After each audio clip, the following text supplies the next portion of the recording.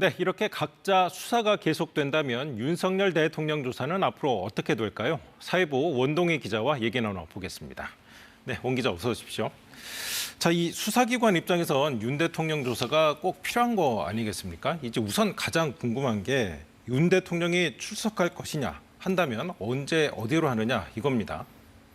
네, 지금 상황에서 윤 대통령에게 주어진 선택지는 두 가지입니다. 네. 검찰과 공수처인데요.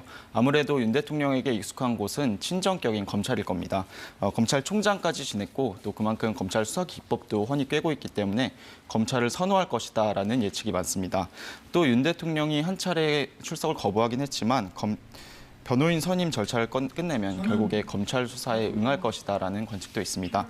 다만 검찰이 이번 비상계엄 수사에 굉장히 진심이고 수사가 굉장히 빠르게 이루어지고 있거든요. 네. 그렇기 때문에 윤 대통령이 검찰보다는 수사팀 규모가 작고 또 주요 피의자 수사를 아직 하지 못한 공수처로 갈 수도 있습니다.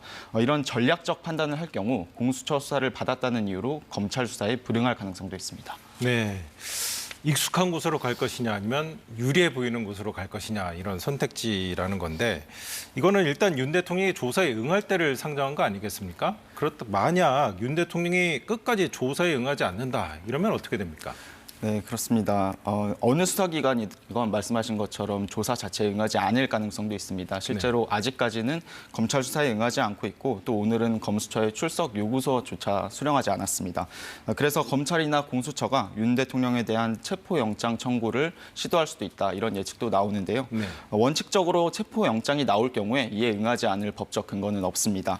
그러나 여전히 현직 대통령으로서 또 경호와 의전을 받고 있기 때문에 윤 대통령이 응하지 않으면 현실적으로 강제 구인은 쉽지 않은 상황입니다. 네. 다만 계속 수사를 거부하면 향후 진행될 탄핵 심판에 불리하게 작용될 가능성이 있습니다. 과거 헌재는 박근혜 대통령에 대한 박근혜 대통령을 파면하면서 수사에 협조하지 않았다라는 점을 탄핵 인용의 근거로 네. 들기도 했습니다.